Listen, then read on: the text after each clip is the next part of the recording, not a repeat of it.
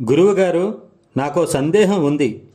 కానీ మీరు అన్యథా భావించనంటే అడుగుతాను. అడుగు బాబు.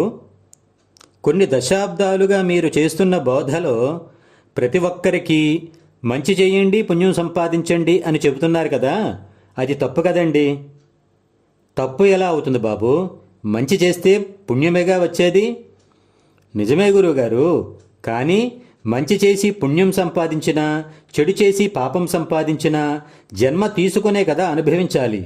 అవును, ఈ సృష్టిలో తత్వం తెలిసిన మనిషి తల్లి గర్భచర నరకం వద్దనే కదా కోరుకునేది.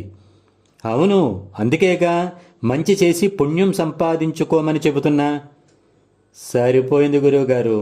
పుణ్యం సంపాదించినా పాపం సంపాదించినా అనుభవించడానికి జన్మ తీసుకోవాలంటే మాతృ గర్భచర కంపల్సరీ కదండి. బంధించే సంకెళ్ళు ఇనుపవైతేనేమి, బంగారం అయితేనేమి. అయినా మీకు భగవద్గీత కంఠస్థ అని చెబుతారు కదా, అందులో 700 శ్లోకాలలో కనీసం కర్మణ్యేవాధికారస్తే అనే శ్లోకమైనా మీకు గుర్తుంటే బాగుంటుందేమో గురువుగారు. క్షమించండి, ఇలా అడుగుతున్నందుకు ఏమనుకోబాకండి దయచేసి. ఎందుకు బాబు క్షమించడం?